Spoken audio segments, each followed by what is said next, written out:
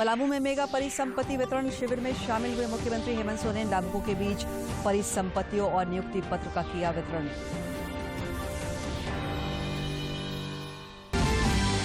देश में 1 अरब 31 करोड़ से ज्यादा लोगों को लगा कोविड जोड़ी टीका। झारखंड में अगले महीने तक 100% टीकाकरण का तय किया गया लक्ष्य। और आज और कल राज्य के कई इलाकों में छाए रहेंगे बादल। 12 दिसंबर से मौसम साफ होते ही 2 से 3 डिग्री न्यूनतम तापमान में होगी गिरावट।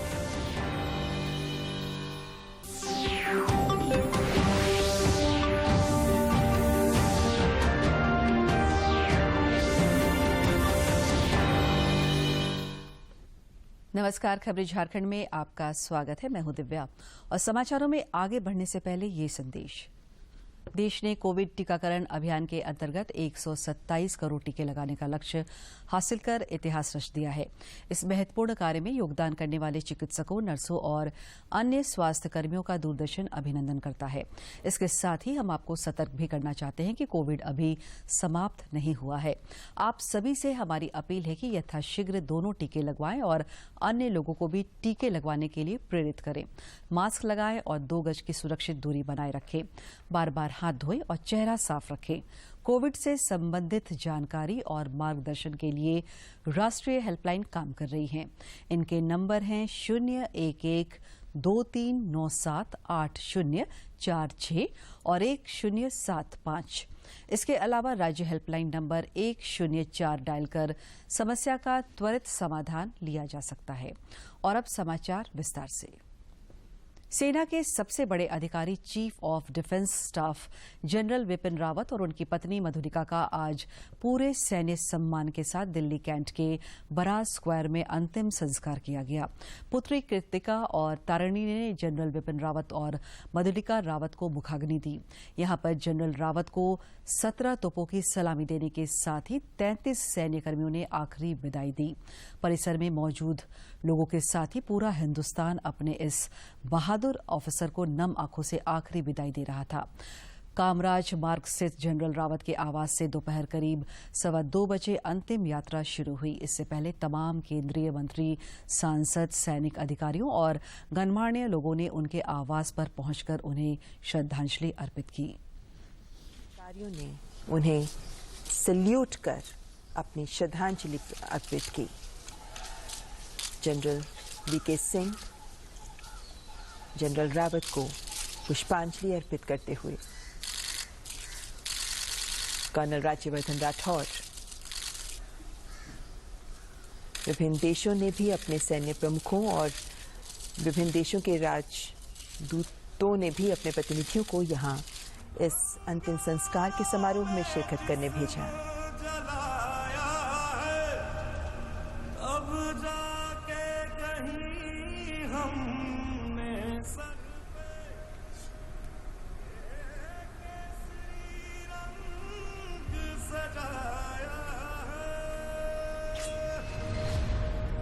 तिरंगे में लिपटे ताबूत में जनरल विपिन रावत का पार्थिव शरीर। जो तेरे लिए सौ दर्द से महफूज रहे, तेरी याद सदा चाहे जाने ये रहे ना रहे। मेरी ज़मीन महबूब मेरी बस में तेरा इश्क बहे, ना पड़े कभी रंग तेरा निकल के खून बहे।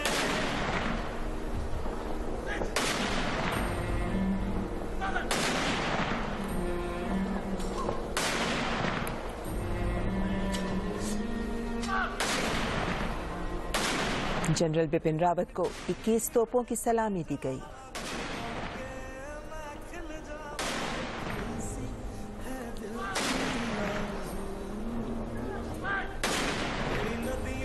जनरल बिपिन रावत के पार्थिव शरीर को अग्नि को समर्पित करने से पहले उन्हें 17 तोपों की सलामी दी गई। आज मानवाधिकार दिवस है।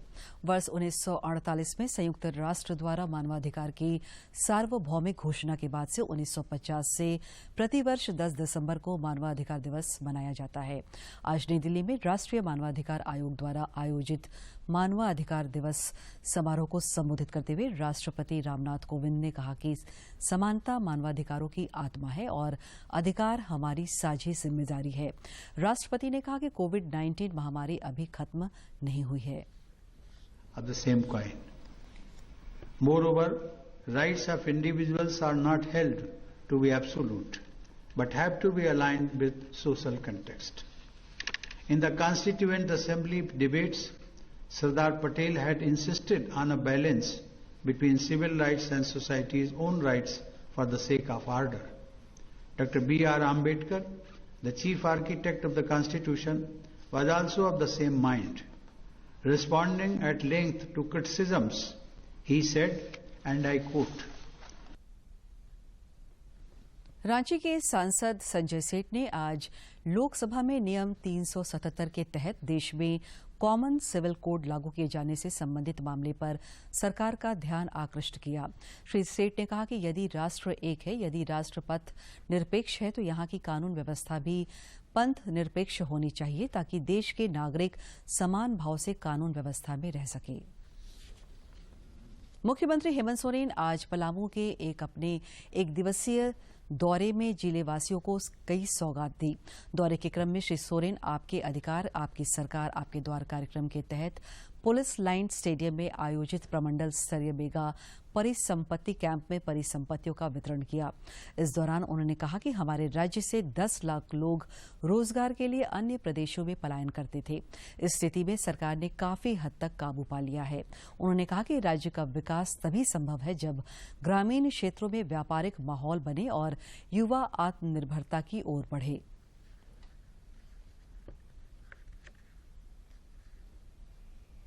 सही मूल्य नहीं मिलेगा, महामारी को खत्म होने दीजिए। हम लोग बाजार में अच्छे लोगों के साथ इसका व्यापार तय करेंगे, लेकिन इन लोगों ने अपने व्यापारी साथियों को बढ़ावा दे करके उस समय भी कोयला का निकाल करके हमें अपने अधिकारों से वंचित करने का प्रयास किया। इस दौरान मुख्यमंत्री ने युवाओं के बीच नियुक्ति पत्र का भी वितरण किया। मुख्यमंत्री ने कहा कि राज्य सरकार ने युवाओं के लिए ऐसी कई योजनाएं शुरू की है जिससे बेरोजगारी दूर हो। उन्होंने कहा कि राज्य की 80% आबादी ग्रामीण क्षेत्रों में रहती है और सरकार का मुख्य फोकस ग्रामीण क्षेत्रों को मजबूत करना है। चलाया इन लोगों ने कभी भी इस राज्य को आगे धकेलने का काम नहीं। जब यहाँ का लोगों में ताकत रहेगा, मान सम्मान रहेगा, स्वाभिमान रहेगा, तभी ये राज्य आगे बढ़ सकता है।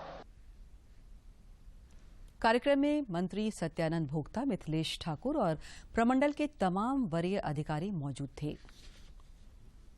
आज रांची में पत्रकारों से बातचीत में भाजपा विधायक दल के नेता बाबूलाल मरांडी ने राज्य सरकार पर जमकर निशाना साधा।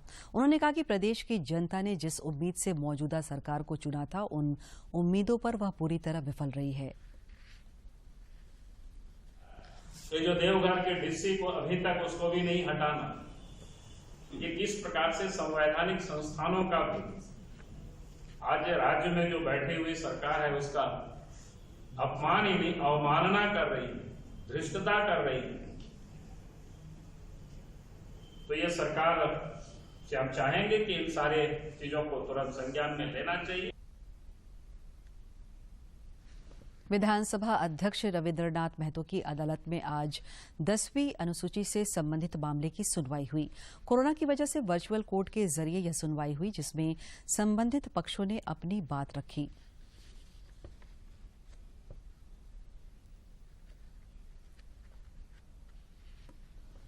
देश में पिछले 24 घंटे के दौरान कोविड के 8,503 नए संक्रमितों की पहचान की गई है, जबकि 7,668 लोग इस महामारी से उबरकर स्वस्थ हुए हैं। केंद्रीय स्वास्थ्य मंत्रालय के अनुसार देश में 94,947 सक्रिय केस शेष हैं। कोरोना के नए वेरिएंट ओमिक्रॉन और कोविड दिशा निर्देशों के विभिन्न पहलुओं पर बता रहे हैं स्वास्थ्य मंत्रालय के अधिकारी। माननीय प्रधानमंत्री जी के लेवल पर जैसे ही यह न्यूज आई, एक डिटेल्ड इसके बारे में रिव्यू किया गया। इसके इम्प्लीकेशन को एनालाइज करते हुए देश में कोविड से संबंधित क्या कार्य करें उसके संबंधित दिशा निर्देश दिए गए।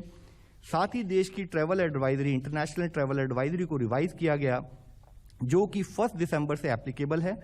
हमारे देश में पहले 2 केस जो कि कर्नाटक से आए थे उनको 2 दिसंबर को नोट किया गया और अभी ओवरऑल 25 केस ओमिक्रॉन के पॉजिटिव के देश में पाए गए हैं।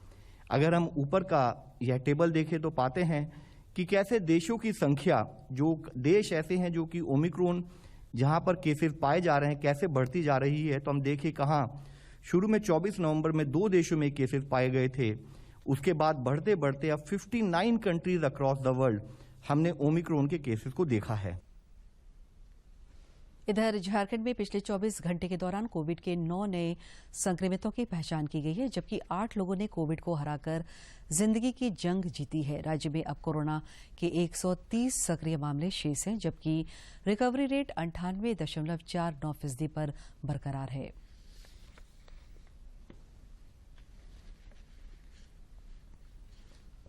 देश में कोविड के खिलाफ जारी जंग में टीकाकरण अभियान तेज गति से चल रहा है और नित नए कीर्तिमान गढ़े जा रहे हैं। केंद्रीय स्वास्थ्य मंत्रालय के अनुसार देश में वैक्सीनेशन का आंकड़ा 1,31,18,87,257 हो गया है। कोरोना का खतरा अभी टला नहीं है, इसको लेकर अब भी एहतियात बरतने की जरूरत है। कोरोना के नए वेरिएंट ओमिक्रॉन और कोविड दिशा निर्देशों के विभिन्न पहलुओं पर हमारे समाचार संपादक ने डॉक्टर सुंदरम से खास बातचीत की। कोरोना का खतरा अभी टला नहीं है और देश में कोशिश की जा रही है कि 100% लोगों का टीकाकरण कर दिया जाए। इस बीच कोरोना के एक नए वेरिएंट ओमिक्रॉन ने लोगों को परेशान कर रखा है। देश में भी कुछ केसेस उसके देखने को मिले हैं। ऐसे में क्या कुछ एहतियात बरतना चाहिए, हमारे साथ डॉक्टर सुंदरम है, उनसे जानते हैं। सर, हमारे सभी श्रोताओं को नमस्कार। ये आपने सही सवाल पूछा। अभी कोरोना खतरा गया नहीं है, कोरोना खतरा है, लेकिन नए वेरिएंट लेके जो सोशल मीडिया पे इतने हंगामा और ह्यू एंड क्राई हो रहे हैं उससे बचें। साइंटिफिक मीडिया कुछ अलग कहता है। साइंटिफिक मीडिया कहता है कि आपको कोरोना से बचाव करना, चूंकि इसका इलाज नहीं है, बचाव और टीका ही जरूरी है। कोरोना में कोरोना वॉरियर ही सब कुछ नहीं है। कोरोना सुपर हीरो आपके पास है, जैसे मास्क लगाना, मास्क वियर करना भी एक सुपर हीरो है, सैनिटाइज करना, सोशल डिस्टेंसिंग रखना और अनावश्यक इधर उधर ट्रेवल नहीं करना, इससे बचे। अब कोरोना क्या कोई भी वेरिएंट आएगा उससे आप दूर रहेंगे, बचे रहेंगे। और वैक्सीन का जो भारत सरकार ने पहल किया है बहुत अच्छा पहल है और सबको वैक्सीनेशन दिया जा रहा है। अगर आप नहीं लिए हैं तो तुरंत जाके लें और सेकेंड डोज भी लें, इसे छोड़े नहीं कि यही एकमात्र बचाव का तरीका है। सर, एक चीज और, लोगों के मन में अब थोड़ा सा जो कहते हैं ना, एक निडर थोड़े से लोग हो गए हैं। वो जो कोविड गाइडलाइंस हैं, चाहे मास्क लगाना हो, सैनिटाइजर हो, इसका इस्तेमाल थोड़ा अब लगता है कि लोग कम कर रहे हैं। तो अभी भी क्या करना चाहिए लोगों को? हाँ, बिल्कुल सही पूछा। अभी पार्टियों में और शादियों में और त्योहारों में देखा जा रहा है लोग 10% 20% लोग ही मास्क पहन रहे हैं, वो भी प्रॉपर तरीके से नहीं। अभी मैं अपने डिस्पेंसरी में, वेलनेस सेंटर में सभी को बोलता हूँ मास्क अनिवार्य है, बिना मास्क के अंदर नहीं आए और मास्क वियर करें। तो अपने आसपास के सभी लोगों को शिक्षित करें और ऐसे पार्टियों में अवॉइड करें, खासकर बंद जगहों में। खुले जगहों में भी जाएं तो ज़्यादा देर तक पार्टियों में एक दूसरे के साथ नहीं रहें, क्योंकि कोरोना का न्यू वेरिएंट थोड़ा सा तो आया है, लेकिन उससे डरने की बात नहीं है। सिम्टम बहुत माइल्ड है और कोई भी तरह का दिक्कत हो तो अपने चिकित्सक से परामर्श लें। और मैं अभी फिर कहूँगा, डरे नहीं और कोई भी ज़रूरत हो तो अपने चिकित्सक से जरूर मिलें। वैक्सीनेशन को लेकर के भी लोगों के मन में अभी एक उत्साह लोगों के मन में है कि बच्चों के लिए भी जल्द वैक्सीनेशन शुरू होगा, लेकिन जब तक बच्चों के लिए वैक्सीनेशन नहीं होता है तो किस तरह से उनके लिए एक प्रिकॉशंस घरों में भी लोगों को लेना चाहिए? बड़े और बच्चों दोनों के लिए प्रिकॉशन जरूरी है। बच्चों के लिए भी मास्क पहनना है, बड़ों को ही पहनना है। सारे प्रिकॉशन बच्चों बड़ों में ठीक है। सबसे जरूरी बात है, बच्चों में स्कूल शुरू हो गई है, क्लास 6 से, कहीं क्लास 8 से, जो मैंडेटरी है कुछ कुछ जगह पे शुरू हो गई है। तो स्कूल जाने दे बच्चे, स्कूल सारे चीज़ का ध्यान रख रहे हैं। आपका सैनिटाइजेशन से लेके आपको मास्क का, बिना मास्क का एंट्री नहीं मिलेगा स्कूल में। लेकिन अपने बच्चों का डाइट अच्छा रखें, खान पान अच्छा रखें, प्रॉपर स्लीप दें और खेलने जब भी इधर उधर निकले पार्क में तो गार्जियन साथ में रहें, क्योंकि बच्चे थोड़ा लापरवाह होते ही हैं, वो मास्क उतार देते हैं और नहीं पहनते हैं। तो अगर डाइट अच्छा रखेंगे और बच्चे लोगों को ध्यान रखेंगे तो आप कोरोना से बिल्कुल दूर रखेंगे। तो हम डॉक्टर सुंदरम से बात कर रहे थे, उन्होंने साफ तौर पर कहा कि अभी भी जो कोविड का दिशा निर्देश है उसका पालन करना है और जिन लोगों ने भी टीका नहीं लिया है उन्हें तुरंत जाकर टीका लेना चाहिए और ओमिक्रॉन से डरने की जरूरत नहीं है, बल्कि एहतियात बरतने की जरूरत है। अपने सहयोगी अवधेश के साथ मैं दिवाकर कुमार, दूरदर्शन समाचार, रांची। राज्यपाल रमेश बैस से आज झारखंड यूनियन ऑफ जर्नलिस्ट्स के एक शिष्टमंडल ने राजभवन में मुलाकात की। इस दौरान शिष्टमंडल ने राज्यपाल को राज्य के पत्रकारों की विभिन्न समस्याओं से अवगत कराया। इस दौरान प्रतिनिधियों ने राज्यपाल को अन्य राज्यों की तरह पत्रकार सुरक्षा कानून लागू करने, पत्रकारों के लिए आवासीय कॉलोनी का निर्माण करने, उन्हें मेडिक्लेम और जीवन बीमा पॉलिसी एवं पेंशन योजना का लाभ प्रदान करने समेत कई मांगों से संबंधित ज्ञापन भी सौंपा। समाचारों का सिलसिला जारी रहेगा, लेकिन इस विराम के बाद। क्या बात है, बहुत फिट लग रहा है। 3 महीने में पैसे डबल, वाह। फास्ट और हाई रिटर्न्स भी। क्या स्कीम है? कल तो नहीं थी यहाँ। और कल होगा भी नहीं। तूने कभी 5 ओवर में डबल सेंचुरी मारी है? ऐसे स्कीम के बहकावे में आके हम धोखा खा सकते हैं। और आरबीआई कहता है अपना पैसा सुरक्षित रखो और समझदारी से निवेश करो। अगर ज्यादा रिटर्न के पीछे भागोगे तो रिस्क भी उतना ही उठाओगे। और फास्ट रिटर्न से बच के, और फास्ट बॉलिंग से भी। आरबीआई कहता है जानकार बनिए, सतर्क रहिए। विराम के बाद आपका स्वागत है। प्रधानमंत्री नरेंद्र मोदी ने आज वीडियो कॉन्फ्रेंसिंग के माध्यम से समिट फॉर डेमोक्रेसी को संबोधित किया। इस अवसर पर उन्होंने कहा कि मुझे इस शिखर सम्मेलन में दुनिया के सबसे बड़े लोकतंत्र का प्रतिनिधित्व करने पर गर्व है। लोकतंत्र की भावना हमारी सभ्यता का अभिन्न अंग है। Among democracies, India would be happy to share its expertise in holding free and fair elections and enhancing transparency in all areas of governance through innovative digital solutions. We must also jointly shape global norms for emerging technologies like social media and cryptocurrencies so that they are used to empower democracy, not to undermine it.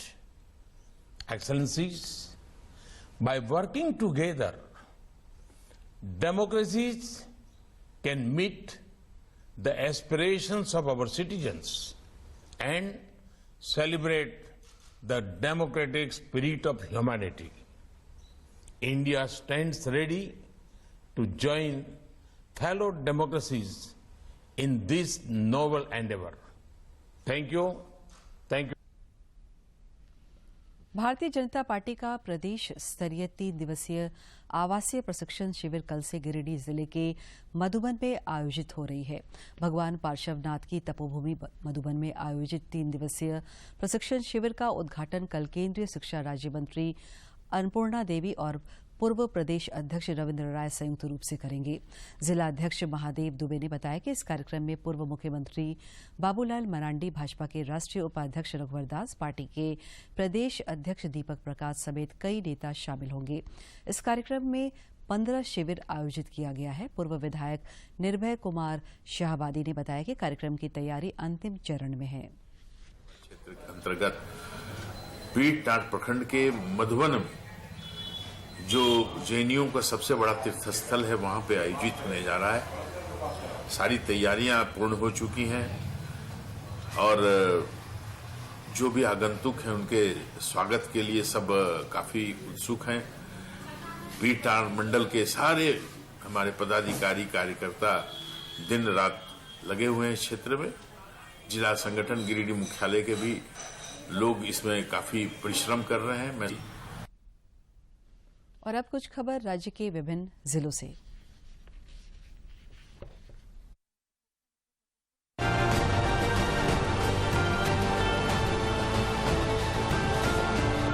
दिवंगत CDS Vipin Rawat को हर तरफ श्रद्धांजलि दी जा रही है। राज्य के सरस्वती शिशु विद्या मंदिर धुरवा समेत कई अन्य विद्यालयों में शिक्षकों और विद्यार्थियों ने उन्हें श्रद्धांजलि दी और माल्यार्पण किया। रांची में अखिल भारतीय विद्यार्थी परिषद की ओर से स्वतंत्रता सेनानियों को लेकर एक कार्यशाला का आयोजन किया गया। देश के आजादी के अमृत महोत्सव को लेकर आयोजित इस कार्यशाला में स्वतंत्रता सेनानियों के योगदान पर चर्चा की गई। कोडरमा के अनुमंडल पदाधिकारी मनीष कुमार आज शिक्षक की भूमिका में नजर आए। कार्यालय से बाहर निकलकर आज उन्होंने जिले के सेंट क्लेयर्स स्कूल के बच्चों को गणित का पाठ पढ़ाया। इस दौरान उन्होंने बच्चों को कोरोना से बचाव के टिप्स भी दिए। रांची के नेशनल लॉ यूनिवर्सिटी में एक राष्ट्रीय सेमिनार का आयोजन किया गया है। 21वीं सदी में महिलाओं को धार्मिक और मानव अधिकार विषय पर आयोजित इस राष्ट्रीय सेमिनार में झारखंड उच्च न्यायालय के मुख्य न्यायाधीश डॉक्टर रवि रंजन शिरकत करेंगे। कार्यक्रम की तैयारियों का जायजा उपायुक्त छवि रंजन ने आज लिया। जेपीएससी की 7वीं से 10वीं तक पीटी की परीक्षा में हुई कथित गड़बड़ी को लेकर अभ्यर्थी काफी समय से आंदोलनरत हैं। आज आंदोलनरत अभ्यर्थियों ने राज्यपाल से मुलाकात कर कुछ कागजात सौंपे और जांच कराने का आग्रह किया। आपके अधिकार आपकी सरकार आपके द्वार कार्यक्रम के तहत आज कोडरमा के चंदवारा पूर्वी पंचायत स्थित पंचायत सचिवालय में शिविर लगाया गया। इस अवसर पर उपायुक्त आदित्य रंजन ने कहा कि सरकार विभिन्न जन कल्याणकारी योजनाओं का लाभ सीधे उनके द्वार तक पहुंचा रही है। पर्यावरण जागरूकता अभियान के तहत रांची के कांके रोड स्थित इस्कॉन में कोरोना पर्यावरण संरक्षण के महत्व विषय पर परिचर्चा का आयोजन किया गया। इसके अंतर्गत आम नागरिकों को स्वच्छ, स्वास्थ्य एवं रोग मुक्त रहने के लिए महत्वपूर्ण जानकारियां दी गई। कोडरमा के उपायुक्त आदित्य रंजन द्वारा आज सामुदायिक स्वास्थ्य केंद्र चंदवारा के निर्माण कार्यों का निरीक्षण किया गया। निरीक्षण के क्रम में उपायुक्त ने निर्माण कार्य पर संतोष व्यक्त किया। उन्होंने अधिकारियों को निर्देश दिया कि डॉक्टरों, नर्सों और मरीजों की सुविधा के अनुरूप निर्माण कार्य करें। रांची जिला मलखम एसोसिएशन की ओर से आज से रांची में 10 दिवसीय निःशुल्क शिविर का आयोजन किया गया। रांची जिला क्रीड़ा भारती के तत्वाधान में आयोजित जिला स्तरीय बालक बालिका मलखम प्रशिक्षण शिविर का लोग फायदा उठा सकते हैं। हजारीबाग में आपके अधिकार आपकी सरकार आपके तहत आयोजित मेगा कैंप में मुख्यमंत्री हेमंत सोरेन शिरकत करेंगे। इस दौरान मुख्यमंत्री के हाथों प्रमंडलीय मेगा परिसंपत्ति वितरण कार्यक्रम होगा। मुख्यमंत्री के दौरे को लेकर तैयारियों को अंतिम रूप दिया जा रहा है। चाईबासा के उपायुक्त अनन्य मित्तल की अध्यक्षता में आज डीएलसीसी की त्रैमासिक समीक्षा बैठक हुई। इस बैठक में वार्षिक साख योजना 21-22 में जो 44% है को बढ़ाने और विभिन्न बैंक शाखा में प्राप्त केसीसी के लंबित आवेदनों का निपटारा आगामी बैठक से पूर्व करने का निर्देश बैंक प्रबंधकों को दिया गया।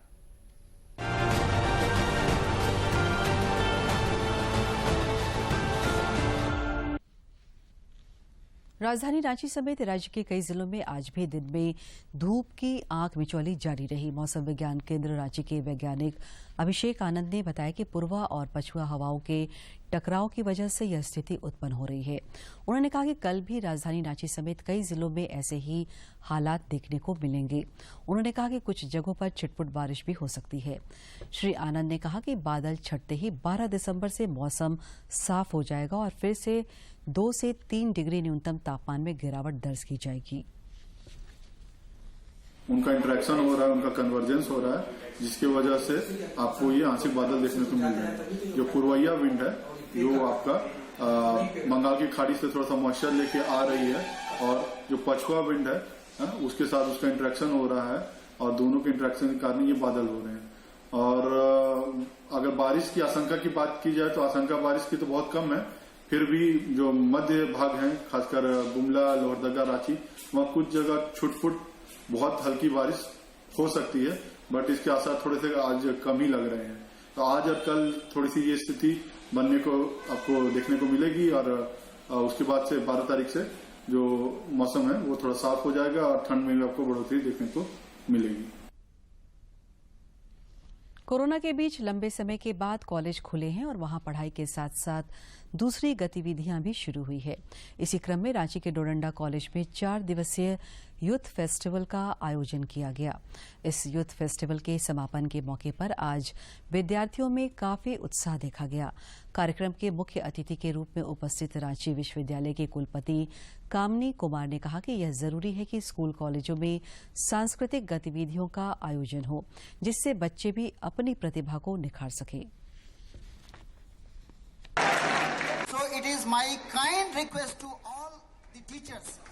वहीं कार्यक्रम में मौजूद कॉलेज के प्राचार्य ने भी छात्रों की प्रतिभा की प्रशंसा की। हर कॉलेज में यूथ फेस्टिवल का आयोजन करें जिससे बच्चे अपनी प्रतिभा को निखार सकें और उनका चयन राष्ट्रीय स्तर पर हो सके। ये एक ऐसा प्लेटफॉर्म है मतलब बच्चों ने सिखाया, बहुत ही अच्छा रहा और बच्चों की प्रतिभा। आजादी के सफर की आज की कड़ी में जानिए स्वतंत्रता सेनानी राजगोपालाचारी और स्वाधीनता सेनानी वीर नारायण सिंह के बारे में।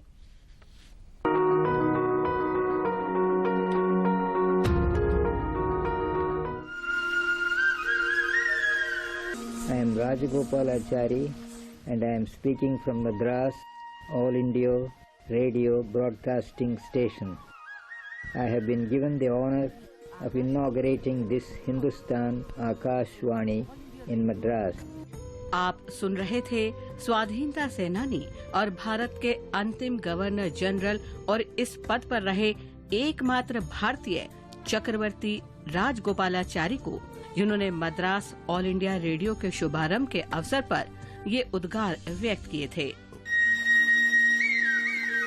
The new Akashvani is intended to cover not only the city of Madras but the districts in the province. It will broadcast messages and programs from outside the province and even from countries abroad. राजा जी के नाम से लोकप्रिय राजगोपालाचारी का जन्म 10 दिसंबर 1978 को तोरापल्ली में हुआ था। वे महात्मा गांधी के विश्वस्त नेता थे। उन्होंने मद्रास के प्रेसिडेंसी कॉलेज से विधि की उपाधि ली और सेलम में आपराधिक मुकदमों में वकालत शुरू कर दी। 1917 में सेलम की नगरपालिका के अध्यक्ष बनने के बाद उनका सार्वजनिक जीवन शुरू हुआ। गांधी जी से प्रभावित होकर उन्होंने वकालत छोड़ दी। उसके बाद राजा जी पूरी तरह स्वतंत्रता आंदोलन के लिए समर्पित हो गए। उन्होंने रॉलेट एक्ट के विरुद्ध सत्याग्रह, असहयोग आंदोलन, वायकाम सत्याग्रह और सविनय अवज्ञा आंदोलन में भाग लिया। जब महात्मा गांधी ने 1930 में दांडी मार्च शुरू किया तो राजगोपालाचारी ने मद्रास प्रेसिडेंसी के वेदारण्यम में नमक कानून तोड़ा। स्वतंत्रता संघर्ष में सक्रिय रूप से भाग लेने के लिए उन्हें 5 बार जेल भेजा गया। वंदे मातरम। मुख्य समाचार एक बार फिर। सीडीएस जनरल विपिन रावत और उनकी पत्नी का पूरे सैनिक सम्मान के साथ हुआ अंतिम संस्कार। दिन भर श्रद्धांजलि देने वालों का लगा रहा तांता। पलामू में मेगा परिसंपत्ति वितरण शिविर में शामिल हुए मुख्यमंत्री हेमंत सोरेन। लाभुकों के बीच परिसंपत्तियों और नियुक्ति पत्र का किया वितरण।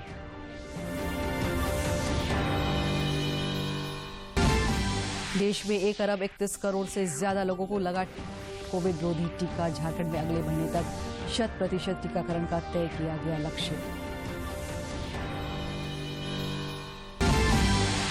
आज और कल राज्य के कई इलाकों में छाए रहेंगे बादल। 12 दिसंबर से मौसम साफ होते ही 2 से 3 डिग्री न्यूनतम तापमान में होगी गिरावट।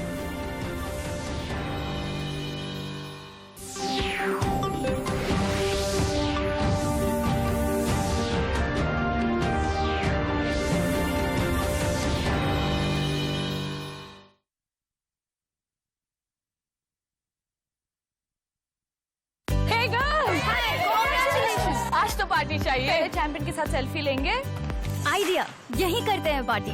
Pizza party. ये चल अपना कार्ड और पिन दे। मेरे कार्ड की डिटेल्स मैं खुद ही डालूंगी। आरबीआई कहता है अपना पिन, ओटीपी, सीवीवी या इंटरनेट बैंकिंग पासवर्ड किसी के साथ शेयर ना करें। ऑनलाइन बैंकिंग सिर्फ अपने कंप्यूटर, मोबाइल और सिक्योर नेटवर्क से करें।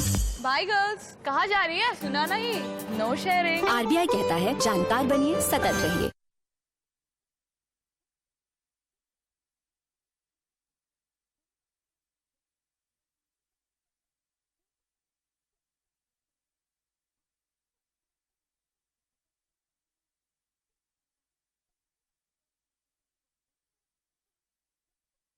सबका साथ, सबका विकास, सबका विश्वास और अब सबका प्रयास। खेतों की हरियाली से सड़कों की रफ्तार तक, ऊर्जा के संचालन से सुरक्षा के एहसास तक, शिक्षा के आधार से तकनीक के संचार तक, आपके दिए आयकर से हो रहा है निर्माण आत्मनिर्भर भारत का। पहुंच रही हैं योजनाएं जन जन तक। अपने आयकर की कुल अग्रिम राशि का 75% 15 दिसंबर 2021 तक अवश्य अदा करें। कंपनी, कॉर्पोरेट, सैलरीड एम्प्लॉयज और वे व्यक्ति जिनकी TDS, TCS कटने के बाद भी कर देयता 10,000 या उससे अधिक है, उनके लिए एडवांस टैक्स देना अनिवार्य है। अधिक जानकारी और टैक्स